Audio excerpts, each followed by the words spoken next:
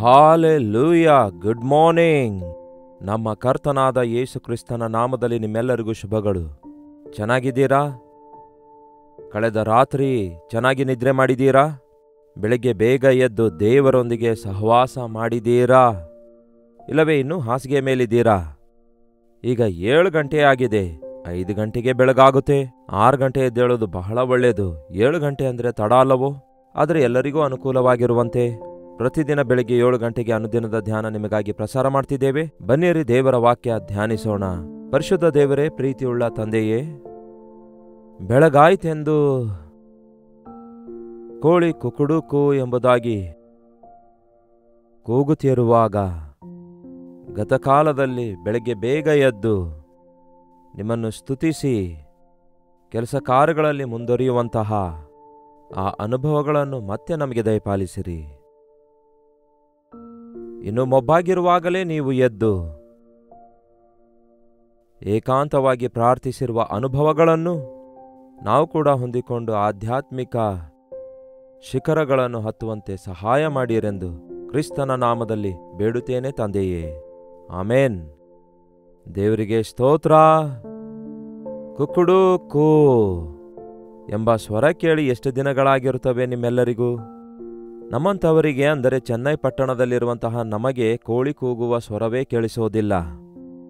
ಅದೇ ಹಳ್ಳಿ ಊರಿಗೆ ಹೋಗೋದಾದರೆ ಈ ಬೆಳಗಾದ ಕೂಡಲೇ ಬೆಳಗ್ಗೆ 4:04 ಎಲ್ಲೋ ಒಂದು ಕಡೆ ಕೋಳಿ ಕುಕ್ಕುಡುಕು ಅನ್ನುವುದು ಮತ್ತು ಅನೇಕವಾದವುಗಳು ಪ್ರತಿಸ್ಪಂದಿಸುವ ಹಾಗೆ ಬೆಳಗಾಯ್ತು ಎದ್ದೇಳ್ರಿ ಓಹೋ ಎನ್ನುವಂತೆ ಜನರನ್ನು ಎದ್ದೇಳಿಸುವುದು. ಬೆಳಗ್ಗೆಯೇ ಎದ್ದು ಹೊಲದ ಕೆಲಸಕ್ಕೆ ಹೋಗುವಂಥವರು, ಮನೆ ಕೆಲಸ ಮಾಡಿಕೊಳ್ಳುವಂಥವರು, ಈವನ್ ಬೆಳಗಿನ ಜಾವದಲ್ಲಿಯೇ ಎದ್ದು ಚೆನ್ನಾಗಿ ತಮ್ಮ ವಿದ್ಯಾಭ್ಯಾಸವನ್ನು ಮಾಡಿ ಮುಂದೆ ಸಾಗುವಂಥವರು ಈ ದಿನಗಳಲ್ಲಿ ಕಡಿಮೆಯಾಗಿ ಬಿಡ್ತಿದ್ದಾರೆ. ಎಷ್ಟು ಬೇಗನೆ ರಾತ್ರಿ ಹಾಸಿಗೆಗೆ ಹೋಗಿ ಮಲಗಿ ಎಷ್ಟು ಬೇಗ ಬೆಳಗ್ಗೆ ಎದ್ದೇಳುತ್ತೇವೋ ಅಷ್ಟು ಹೆಚ್ಚು ಕಾರ್ಯಗಳನ್ನು ಸಾಧಿಸಬಲ್ಲೆವು. ನೀವು ಆಲಸ್ಯವಾಗಿ ಎದ್ದ ದಿನದಲ್ಲಿ ಆ ದಿನ ನಿಮಗೆ ಚಿಕ್ಕದಾಗಿ ಅನಿಸುತ್ತೆ. ಡೇ ಶಾರ್ಟ್, ಬಹಳ ಕಡಿಮೆ ಸಮಯ ಇದ್ದಂತೆ ಬಹಳ ಅವಸರ ಪಡಬೇಕಾಗ್ತದೆ. ನೀವು ಉದಯ ಕಾಲದಲ್ಲಿಯೇ ಎದ್ದೇಳುವ ಅನುಭವವಿದ್ದರೆ, ಅಬ್ಬಾ, ಎಷ್ಟೇ ಕೆಲಸ ಮಾಡಿದರೂ ಇನ್ನೂ ಸಾಕಷ್ಟು ಸಮಯ ನಮಗೆ ಉಳಿಯುತ್ತದೆ. ಅದಕ್ಕೆ ದೇವರು ಸೂರ್ಯ ಚಂದ್ರರನ್ನು ನಮಗೋಸ್ಕರ ನೇಮಿಸಿ ಸೂರ್ಯೋದಯದಿಂದ ಸೂರ್ಯಾಸ್ತಮದವರೆಗೂ ನಾವು ಕೆಲಸ ಮಾಡಿಕೊಳ್ಳುವಾಗ, ಸೂರ್ಯಾಸ್ತಮನಿಂದ ಸೂರ್ಯೋದಯದವರೆಗೂ ಹಾಯಾಗಿ ಪ್ರಶಾಂತವಾಗಿ ನಿದ್ರೆ ಮಾಡಿದಾಗ ಆರೋಗ್ಯವಂತರಾಗಿರುತ್ತೇವೆ. ಅದಕ್ಕೆ ಆ ಕಾಲದಲ್ಲಿ 80, 90, 100 ವರ್ಷಗಳಾದರೂ ಯಾವುದೇ ರೋಗಗಳಿಲ್ಲದೆ ಆರೋಗ್ಯಕರವಾಗಿರ್ತಾ ಇದ್ರು. ನಮ್ಮ ಯೇಸು ಕ್ರಿಸ್ತನು ನಮಗೆ ಮಾದರಿ ತೋರಿಸಿದ್ದಾರೆ. ಆತನು ಈ ಲೋಕದಲ್ಲಿದ್ದಾಗ ಇನ್ನೂ ಮೊಬ್ಬಾಗಿರುವಾಗಲೇ ಬೆಳಗ್ಗೆಯೇ ಎದ್ದು ಪ್ರಾರ್ಥಿಸಲು ಹೋಗ್ತಾ ಇದ್ರಂತೆ. ಎಣ್ಣೆ ಮರಗಳ ತೋಟಕ್ಕೆ ಹೋಗಿ ಏಕಾಂತವಾಗಿ ಪ್ರಾರ್ಥಿಸುತ್ತಾ ಇದ್ರಂತೆ. ಕೆಲವೊಂದು ಸಾರಿ ರಾತ್ರಿ ಸಮಯದಲ್ಲಿಯೂ ಕೂಡ ರಾತ್ರಿ ಇಡೀ ಯೇಸು ಪ್ರಾರ್ಥನೆ ಮಾಡ್ತಾ ಇದ್ರು ಎಂದು ನಾವು ಅನೇಕ ಸ್ಥಳಗಳಲ್ಲಿ ಓದುತ್ತೇವೆ. ಆತನು ದೇವಕುಮಾರನಾದಾಗಿಯೂ ಆತನು ಕಣ್ಣೀರಿನಿಂದ ರೋದನೆಯಿಂದ ಪ್ರಾರ್ಥಿಸಿ ದೇವರ ಚಿತ್ತ ನೆರವೇರಿಸುವವರಾಗಿದ್ರು. ಆತನು 3.5 ವರ್ಷಗಳಲ್ಲಿ ಮಾಡಬೇಕಾದಂತಹ ಸೇವೆಯನ್ನೆಲ್ಲ ಮಾಡಿ ಪ್ರಾಣತ್ಯಾಗವನ್ನು ಮಾಡಿ ಇಗೋ ಎಲ್ಲವೂ ತೀರಿತು ಎಂದು ದೇವರಿಗೆ ಹೇಳುತ್ತಾರೆ. ನಾವಂತೂ ಬದುಕುತ್ತಾ ಇದ್ದೇವೆ 30 ವರ್ಷ, 60 ವರ್ಷ, 70 ವರ್ಷ, 80 ವರ್ಷಗಳವರೆಗೂ ಬದುಕುತ್ತಿದ್ದೇವೆ. ಆದರೆ ಜೀವಿತದಲ್ಲಿ ಏನು ಸಾಧಿಸಿದ್ದೇವೆ ಎಂದು ಆಲೋಚಿಸಿಕೊಳ್ಳುವುದಾದರೆ ನಿದ್ರೆಯಲ್ಲಿಯೇ ನಮ್ಮ ಸಮಯವೆಲ್ಲ ವ್ಯರ್ಥವಾಗಿ ಹೋಗುತ್ತದೆ. ಅನೇಕ ಅನಾವಶ್ಯಕವಾದ ಸಮಯಗಳಲ್ಲಿ, ವಿಷಯಗಳಲ್ಲಿ ನಾವು ತಲೆ ಹಾಕಿ ನಮ್ಮ ಸಮಯವನ್ನು ಹಾಳು ಮಾಡಿಕೊಳ್ತಿದ್ದೇವೆ. ಈ ದಿನ ಈ ಕೋಳಿ ಹುಂಜ ನಿಮಗೆ ತೋರಿಸಲು ಬಯಸುತ್ತೇನೆ. ಕೋಳಿ ಹುಂಜಗಳು ಕುಕ್ಕುಡುಕು ಎಂದು ಕೂಗುತ್ತಾ ಇದ್ವು. ಈಗ ಎಲೆಕ್ಟ್ರಾನಿಕ್ ಅಲಾರಾಂ ಕೂಡ ಬಂದಿವೆ. ಒಂದು ವೇಳೆ ನಿಮಗೆ ಅಂತಹ ಕೋಳಿಗಳು ನಿಮ್ಮ ಹತ್ತಿರದಲ್ಲಿಲ್ಲದಿದ್ದರೆ ನೀವು ಅಲಾರಾಂ ಇಟ್ಕೊಳ್ರಿ. ಯಾಕೆಂದರೆ ಬೆಳಗಾಯ್ತು ನೋಡಿ ಎದ್ದೇಳಿರಿ ಎಂದು ಹೇಳಲಾಗುತ್ತೆ. ಈ ಸೃಷ್ಟಿಯೆಲ್ಲ ದೇವರ ಮಾತು ಕೇಳ್ತಿದೆ ಪ್ರಿಯರೇ. ಕೋಳಿ ಕೂಗು ಅಂದ್ರೆ ಕೂಗುತ್ತದೆ, ಮೀನು ನುಂಗು ಅಂದ್ರೆ ನುಂಗುತ್ತದೆ, ಕತ್ತೆ ಮಾತಾಡು ಅಂದ್ರೆ ಮಾತಾಡುತ್ತದೆ. ಒಂದು ಮೀನು ಒಂದು ನಾಣ್ಯವನ್ನು ನುಂಗಿ ನನಗೆ ಕೊಡು ಅಂದಾಗ ಆ ಮೀನು ತನ್ನ ಬಾಯಿಯೊಳಗಡೆಯಿಂದ ಆ ನಾಣ್ಯವನ್ನು ತೆಗೆದು ಯೇಸುವಿಗೆ ಕೊಡುವುದನ್ನು ನೋಡ್ತೇವೆ. ಅದರಿಂದ ಸುಂಕ ಕಟ್ಟುತ್ತಾರೆ. ಸುಂಕ ಕಟ್ಟೆಂದು ಯೇಸು ಪೇತ್ರನಿಗೆ ಹೇಳ್ತಾರೆ. ಸೃಷ್ಟಿ ಎಲ್ಲವೂ ಕೂಡ ದೇವರ ಮಾತು ಕೇಳುತ್ತಿದೆ. ಗಾಳಿ ಸಮುದ್ರವು ಆತನ ಮಾತಿಗೆ ವಿಧೇಯವಾಗುತ್ತಿವೆ. ಆದರೆ ದೇವರ ಆಕಾರದಲ್ಲಿ ದೇವ ಸ್ವರೂಪದಲ್ಲಿ ಉಂಟು ಮಾಡಲ್ಪಟ್ಟ ನಾವು ದೇವರ ಮಾತಂದ್ರೆ ನಿರ್ಲಕ್ಷ್ಯ, ದೇವರ ಸನ್ನಿಧಿ ಅಂದ್ರೆ ಅಲಕ್ಷ್ಯ ಮಾಡುತ್ತೇವೆ. ಕೊನೆಗೆ ದೇವರಂದ್ರೇನೆ ನಮಗೆ ಆಗೋದಿಲ್ಲ ಎನ್ನುವಂತೆ ನಮ್ಮ ಇಷ್ಟಾನುಸಾರವಾಗಿ ನಮಗೆ ಅನುಕೂಲವಾದ ದೇವರುಗಳನ್ನು ಮಾಡಿಕೊಳ್ಳಲು ಪ್ರಯತ್ನಿಸುತ್ತಿರುತ್ತೇವೆ. ಆತನನ್ನು ರಾಜನನ್ನಾಗಿ, ಅಧಿಕಾರಿಯನ್ನಾಗಿ, ನಮ್ಮ ಜೀವಿತಕ್ಕೆ ಒಡೆಯನನ್ನಾಗಿ ಅಂಗೀಕರಿಸಲಾರದಕ್ಕಾಗಿಯೇ ನಾವು ನಮ್ಮ ಜೀವಿತದಲ್ಲಿ ಬಲಹೀನರಾಗಿದ್ದೇವೆ, ಮಾನವ ಸ್ವಭಾವವನ್ನು ತೋರಿಸುತ್ತಿದ್ದೇವೆ. ಯೇಸು ಕ್ರಿಸ್ತನು ತಾನು ಹಿಡಿದುಕೊಡಲ್ಪಟ್ಟಂತಹ ರಾತ್ರಿ ವೇಳೆಯಲ್ಲಿ ಸೀಮೋನ್ ಪೇತ್ರನಿಗೂ ಹೇಳ್ತಾರೆ ಮತ್ತು ಉಳಿದ ಶಿಷ್ಯರಿಗೂ ಹೇಳುತ್ತಾರೆ, ಈ ದಿನ ಸೈತಾನನು ನಿಮ್ಮನ್ನು ಅಲ್ಲಾಡಿಸಲಿಕ್ಕಿದ್ದಾನೆ. ಸೀಮೋನನೇ, ಈ ದಿನ ಸೈತಾನನು ನಿಮ್ಮನ್ನು ಜಾಡಿಸಲಿಕ್ಕಿದ್ದಾನೆ. ನಿನ್ನ ನಂಬಿಕೆ ಕಡಿಮೆ ಆಗದಂತೆ ನಾನು ನಿನಗಾಗಿ ಪ್ರಾರ್ಥಿಸಿದ್ದೇನೆ ಎಂದು ಯೇಸು ಹೇಳ್ತಾರೆ. ಆಗ ಪೇತ್ರನಿಗೆ ಒಂಥರ ಉದ್ರೇಕ ಉಂಟಾಗಿ, ಏನಂದ್ಕೊಳ್ತಾ ಇದ್ದೀರಿ ನನ್ನ ಭಕ್ತಿಯನ್ನು? ಏನಂದ್ಕೊಳ್ತಾ ಇದ್ದೀ ಸ್ವಾಮಿ? ನಾನು ಎಷ್ಟೋ ಒಳ್ಳೆ ಶಿಷ್ಯನಾಗಿದ್ದೇನಲ್ಲವೇ? ನಾನು ಏನೇ ಆಗಲಿ ನಿನ್ನನ್ನು ಮಾತ್ರ ಅರಿಯನು ಅಂತ ಹೇಳಲ್ಲ. ಒಂದು ವೇಳೆ ಉಳಿದ ಎಲ್ಲಾ ಶಿಷ್ಯರು ಅಲ್ಲಗಳೆದರು, ನಾನು ಮಾತ್ರ ನಿನ್ನನ್ನು ಅಲ್ಲಗೆಳೆಯುವುದಿಲ್ಲ. ಅದಕ್ಕೆ ಯೇಸು ಹೇಳ್ತಾರೆ, ಈ ದಿನ ಕೋಳಿ ಕೂಗುವುದಕ್ಕಿಂತ ಮುಂಚೆ 3 ಸಾರಿ ನನ್ನನ್ನು ಅರಿಯನು ಎಂದು ಅಲ್ಲಗಳೆಯುತ್ತಿ. ಅವಾಗಲಾದರೂ ಪೇತ್ರನು ತನ್ನ ನಿಜ ಸ್ಥಿತಿಯನ್ನು, ತನ್ನ ಶಕ್ತಿಯನ್ನೇನಾದರೂ ಗ್ರಹಿಸಿಕೊಂಡನು. ಓವರ್ ಕಾನ್ಫಿಡೆನ್ಸ್ ಅನ್ನುತ್ತಾರಲ್ಲವೇ, ನಮ್ಮೊಳಗೆ ನಮ್ಮ ಬಗ್ಗೆಯೇ ಹೆಚ್ಚಾಗಿ ಆಲೋಚಿಸಿಕೊಳ್ಳುವಂತಹ ಒಂದು ಸ್ವಭಾವ ನಮ್ಮೊಳಗಿದೆ.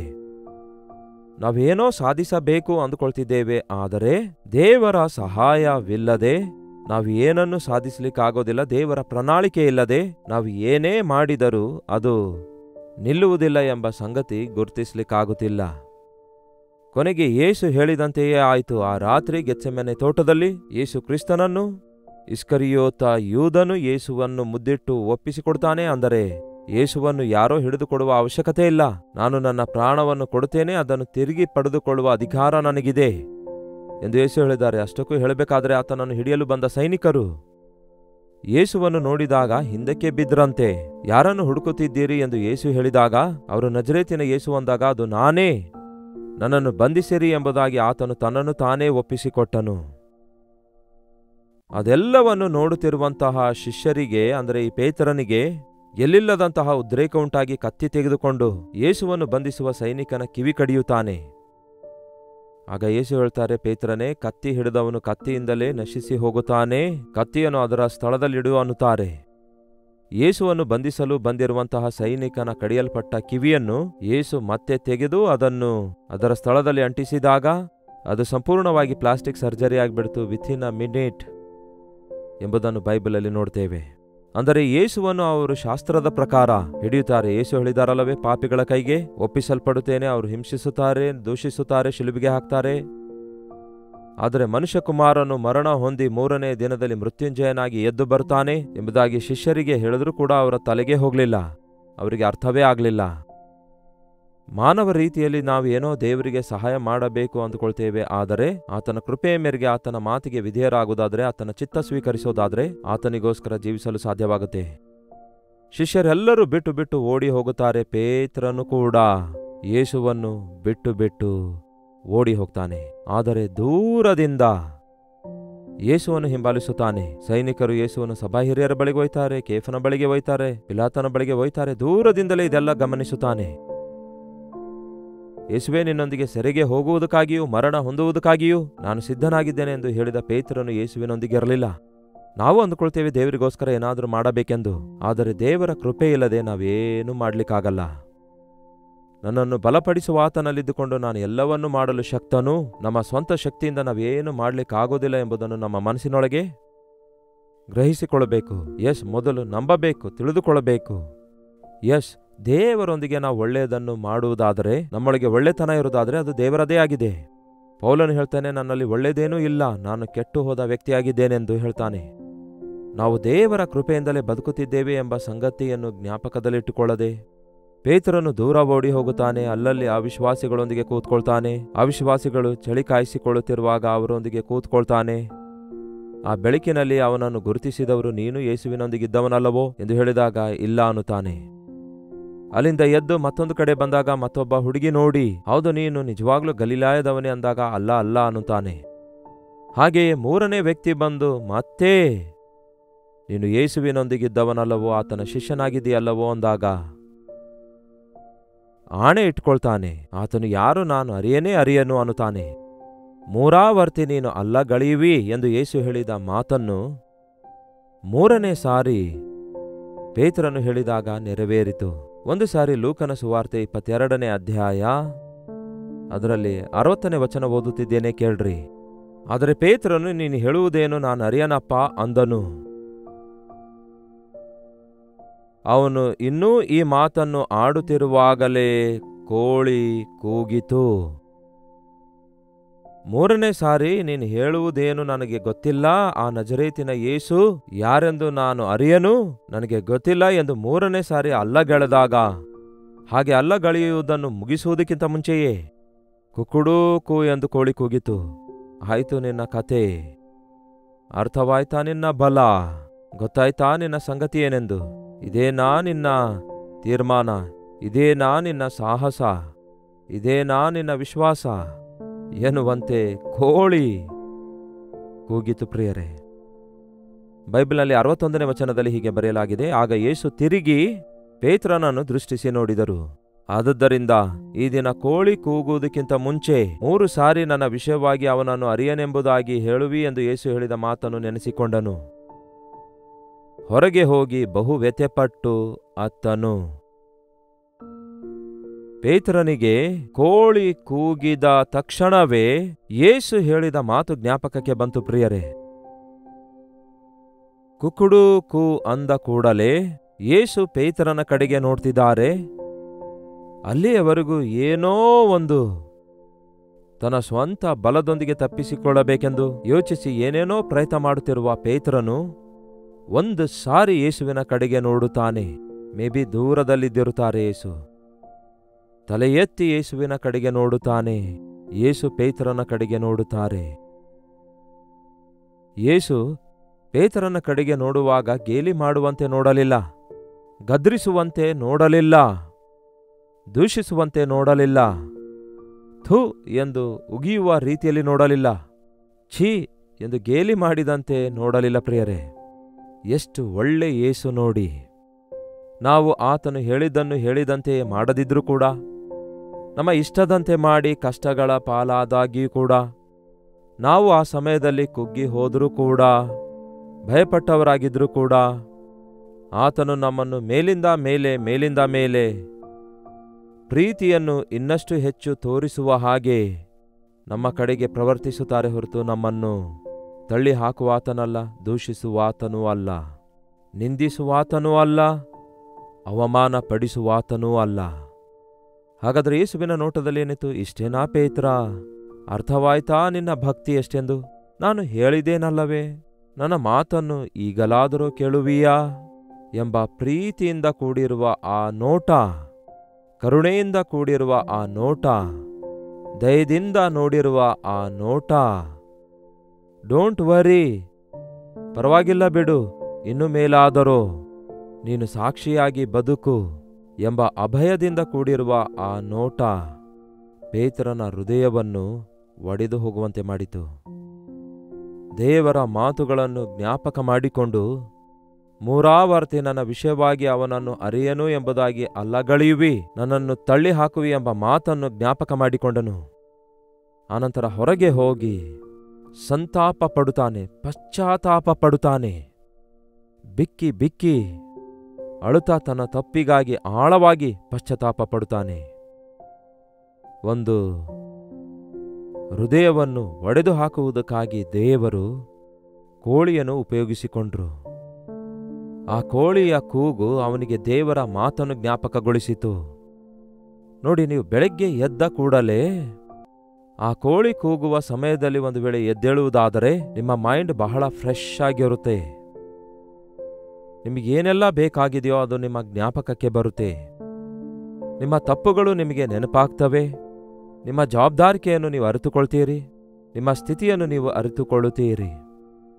ನನ್ನ ಬೈಬಲ್ ಕಾಲೇಜಿನಲ್ಲಿ ನಾನು ಕಲಿತುಕೊಂಡಿರೋದು ಬೆಳಗಿನ ಜಾವದಲ್ಲಿ 4 ಗಂಟೆಗೆ ಎದ್ದು ಆ ಆವರಣದಲ್ಲಿ, ಸಭೆಯ ಆವರಣದಲ್ಲಿ ಚಳಿಯಲ್ಲಿ ಕೆಲವೊಮ್ಮೆ ಬೆಡ್ಶೀಟನ್ನು ಹೊದ್ದುಕೊಂಡು ನಡೆಯುತ್ತಾ ಇಲ್ಲವೇ ಮೊಳಕಾಲೂರುತ್ತಾ ಕರ್ತನ ಸನ್ನಿಧಿಯಲ್ಲಿ ಪ್ರಾರ್ಥಿಸುವಾಗ ನಾನು ಕಲಿತುಕೊಂಡ ಪಾಠಗಳು, ಕರ್ತನು ನನಗೆ ಕೊಟ್ಟ ದರ್ಶನಗಳು, ಆತನ ವಾಗ್ದಾನಗಳು ಈ ದಿನದವರೆಗೂ ನನಗೆ ಬಲವಾಗಿವೆ ಪ್ರಿಯರೇ. ನನಗೆ ಅವು ಎಷ್ಟೋ ಸ್ಫೂರ್ತಿಯನ್ನುಂಟು ಮಾಡುತ್ತಿವೆ. ಬೆಳಿಗ್ಗೆ ಬೇಗ ಎದ್ದು ಪ್ರಾರ್ಥಿಸುವುದನ್ನು ಅಭ್ಯಾಸ ಮಾಡಿಕೊಳ್ಳಿರಿ. ಅಲಾರಾಮ್ ಇಟ್ಕೊಳ್ಳಿ, ಕೋಳಿ ಕೂಗುವಂತಹ ಗಡಿಯಾರಗಳಿಟ್ಕೊಳ್ರಿ. ದೇವರ ಸನ್ನಿಧಿಯಲ್ಲಿ ಒಂದು 4-5 ದಿವಸ ಬೆಳಗ್ಗೆ ಬೇಗ ಎದ್ದೇಳುವಾಗ, ಆನಂತರ ಆ ಸಮಯದಲ್ಲಿ ನಿಮ್ಗೆ ಯಾರೂ ಎದ್ದೇಳಿಸುವ ಅವಶ್ಯಕತೆ ಇಲ್ಲ, ನೀವೇ ಎದ್ದೇಳ್ತೀರಿ. ದೇವರು ನಮ್ಮ ಮೈಂಡ್ ಸೆಟ್ನಲ್ಲಿಯೇ ಹಾಗಿಟ್ಟಿದ್ದಾರೆ. ನಾವು ಯಾವುದನ್ನು ಅಭ್ಯಾಸ ಮಾಡಿಕೊಳ್ತೇವೋ ಅದರ ಪ್ರಕಾರ ನಮ್ಮ ಮೆದುಳು ಕೂಡ ಸ್ಪಂದಿಸುತ್ತದೆ. ಪೇತ್ರನು ದೇವರ ಮಾತುಗಳನ್ನು ಜ್ಞಾಪಕ ಮಾಡಿಕೊಂಡಾಗ ಪಶ್ಚಾತ್ತಾಪ ಪಡ್ತಾನೆ. ಹೊರಗೆ ಹೋಗಿ ಬಹಳ ವ್ಯಥೆಪಟ್ಟು ಅಳುತ್ತಾನೆ. ಆನಂತರ ಪೇತ್ರನ ಜೀವಿತ ನೋಡೋದಾದ್ರೆ, ಯೇಸು ಪುನರುತ್ಥಾನ ಹೊಂದಿದ ನಂತರ, ಪೇತ್ರನು ಪವಿತ್ರಾತ್ಮನನ್ನು ಹೊಂದಿಕೊಂಡ ನಂತರ ಅವನ ಬದುಕನ್ನು ನೋಡುವುದಾದರೆ, ಇನ್ನೆಂದಿಗೂ ಕೂಡ ಯೇಸುವನ್ನು ಅರಿಯನು ಎಂದು ಅಲ್ಲಗಳೆಯುವುದಿಲ್ಲ. ಅವನಿಗೆ ಬೈಯುತ್ತಾರೆ, ಹೊಡೆಯುತ್ತಾರೆ, ಹಿಂಸೆಗೊಳಿಸುತ್ತಾರೆ. ಇನ್ನೊಂದು ಸಾರಿ ಯೇಸುವಿನ ನಾಮದಲ್ಲಿ ಉಪದೇಶಿಸಿದರೆ ನಿನ್ನನ್ನು ಸಾಯಿಸುತ್ತೇವೆ ಅನ್ನುತ್ತಾರೆ. ಆದರೂ ಸಹ ಮರಣದವರೆಗೂ ನಾನು ದೇವರಿಗೆ ವಿಧೇಯನಾಗಬೇಕೇ ಹೊರತು ನಿಮಗಲ್ಲ ಎಂದು ಅವನಿಗೆ ಹೊಡೆದು ಸೆರೆಮನೆಯಲ್ಲಿ ಇಟ್ಟರೂ ಕೂಡ ಅಲ್ಲಿಯೂ ಯೇಸುವೇ ರಕ್ಷಕನೆಂದು ಬೋಧಿಸುತ್ತಿದ್ದ. ನೀರೋ ಚಕ್ರವರ್ತಿಯ ಕಾಲದಲ್ಲಿ ಅನೇಕರು ಹಿಂಸಿಸಲ್ಪಡುತ್ತಿರುವಾಗ, ಹಿಂಸೆ ವಿಷಯದಲ್ಲಿ ಅವನಿಗೆ ಪ್ರೋತ್ಸಾಹಿಸಿದಾಗ, ಪೇತ್ರನಿಗೆ ಶಿಲುಬೆಗೆ ಹಾಕಬೇಕೆಂದು ನಿರ್ಣಯಿಸಿದಾಗ, ಪೇತ್ರ ಹೇಳ್ತಾನೆ, ಅಯ್ಯ, ನಾನು ಕ್ರಿಸ್ತನಿಗೋಸ್ಕರ ಮರಣ ಹೊಂದಲು ಸಿದ್ಧ. ನಾನು ಶಿಲುಬೆಗೆ ಹಾಕಲ್ಪಡುವುದು ಒಂದು ದೊಡ್ಡ ಭಾಗ್ಯ. ಆದರೆ ಯೇಸುವಿನ ಹಾಗೆ ಶಿಲುಬೆಗೆ ಹಾಕಲ್ಪಡಲು ನಾನು ಯೋಗ್ಯನಲ್ಲ. ತಲೆ ಕೆಳಗೆ ಮಾಡಿ, ಕಾಲು ಮೇಲಕ್ಕೆ ಮಾಡಿ, ತಲೆ ಕೆಳಗೆ ಮಾಡಿ ಶಿಲುಬೆಗೆ ಹಾಕಿರಿ ಎಂದು ಕೋರಿಕೊಳ್ತಾನೆ. ಕೊನೆಗೆ ನೈಲ್ ನದಿಯ ಪಕ್ಕದಲ್ಲಿ ಪೇತ್ರನಿಗೆ ತಲೆ ಕೆಳಗೆ ಮಾಡಿ ಶಿಲುಬೆಗೆ ಹಾಕ್ತಾರೆ. ರಕ್ತ ಸಾಕ್ಷಿಯಾಗಿ ಮರಣ ಹೊಂದಿ ಯೇಸು ಕೊಡುವ ಸಿಂಹಾಸನವನ್ನು, ಆತನ ಕಿರೀಟದೊಂದಿಗೆ ಈ ದಿನ ಪರಲೋಕದಲ್ಲಿ ನಮಗೆ ಮಾದರಿಯಾಗಿ, ಸಾಕ್ಷಿಯಾಗಿ, ಎಚ್ಚರಿಕೆಯಾಗಿ ತನ್ನ ಮಾದರಿಯುತವಾದ ಜೀವಿತ ಬಿಟ್ಟೋದ. ಅದಕ್ಕೆ ಇಂದಿನಿಂದ ಬೆಳಗ್ಗೆ ಬೇಗನೆ ಎದ್ದು ಪ್ರಾರ್ಥಿಸಿರಿ. ಕರ್ತನ ಮಾತನ್ನು ಜ್ಞಾಪಕ ಮಾಡಿಕೊಂಡಾಗ ನಿಮಗೆ ಪಶ್ಚಾತ್ತಾಪ ಉಂಟಾಗೋದಾದರೆ, ಆಗ ನಿಮ್ಮ ಹೃದಯ ಪರಿವರ್ತನೆ ಉಂಟಾಗುವ ಹಾಗೆ ದೇವರಿಗೆ ನಿಮ್ಮ ಹೃದಯವನ್ನು ಅರ್ಪಿಸಿಕೊಡಿರಿ. ಪ್ರಾರ್ಥನೆ. ಪರಿಶುದ್ಧ ದೇವರೇ, ಪ್ರೀತಿಯುಳ್ಳ ತಂದೆಯೇ, ಈ ದಿನ ಯಾರ್ಯಾರು ಯಾವ್ಯಾವ ಸ್ಥಳದಿಂದ ಈ ಅನುದಿನದ ಧ್ಯಾನದಲ್ಲಿ ಐಕ್ಯವಾಗಿದ್ದಾರೋ ಅವರೆಲ್ಲರಿಗಾಗಿ ನಿಮಗೆ ಸ್ತೋತ್ರ. ನಾವು ನಮ್ಮ ಜೀವಿತ ವಿಧಾನವನ್ನು ಮಾರ್ಪಡಿಸಿಕೊಳ್ಳುವುದಕ್ಕಾಗಿ ಪ್ರಥಮ ಸ್ಥಾನ ದೇವರಿಗೆ ಕೊಡುವ ಹಾಗೆ ಬೆಳಗ್ಗೆ ಬೇಗ ಎದ್ದು ಪ್ರಾರ್ಥಿಸಿಕೊಳ್ಳಲು ಸಹಾಯ ಮಾಡಿರಿ. ಪ್ರತಿದಿನ ಕೋಳಿ ಕೂಗುವ ಹಾಗೆ ಪ್ರತಿದಿನ ಬೆಳಗ್ಗೆ ಬೇಗ ಎದ್ದು ಪ್ರಾರ್ಥಿಸುತ್ತಾ ಆಧ್ಯಾತ್ಮಿಕ ಬಲವನ್ನು ಹೊಂದಿಕೊಳ್ಳುತ್ತಾ ಪರಿಶುದ್ಧರಾಗಿ, ನಿಮಗಿಷ್ಟಕರವಾಗಿ, ನಿಮಗೆ ಸಾಕ್ಷಿಗಳಾಗಿ ಜೀವಿಸಲು ನಮ್ಮ ಪ್ರತಿಯೊಬ್ಬರಿಗೂ ಸಹಾಯ ಮಾಡಿರೆಂದು ಕ್ರಿಸ್ತನ ನಾಮದಲ್ಲಿ ಬೇಡುತ್ತೇನೆ ತಂದೆಯೇ, ಆಮೇನ್.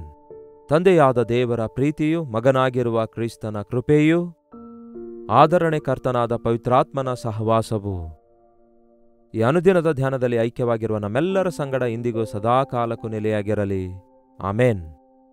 ಇನ್ನೊಂದು ವಿಷಯ ಇದೆ ಪ್ರಿಯರೇ, ಪೇತ್ರನು ಅಂತೆ ಆ ದಿನದಿಂದ ಕೋಳಿ ಕೂಗಿದ ತಕ್ಷಣವೇ, ಎಷ್ಟೇ ಟಯರ್ಡ್ ಆಗಿದ್ರು, ಎಷ್ಟೇ ನಿದ್ರೆಯಲ್ಲಿದ್ರು ಕೂಡ, ಎಲ್ಲೇ ಇದ್ರೂ ಕೂಡ, ಮೊಳಕಾಲೂರಿದವನಾಗಿ ಕರ್ತನೇ ಈ ದಿನ ನಿಮ್ಮನ್ನು ಅರಿಯನು ಎಂಬುದಾಗಿ ಅಲ್ಲಗಳೆಯದಂತೆ ಈ ದಿನವಿಡೀ ನಿಮಗೆ ಸಾಕ್ಷಿಯಾಗಿ ಜೀವಿಸಲು ಸಹಾಯ ಮಾಡಿರಿ ಎಂದು ಪ್ರಾರ್ಥಿಸುತ್ತಾ ಇದ್ದನೆಂದು ಚರಿತ್ರೆ ಹೇಳ್ತದೆ.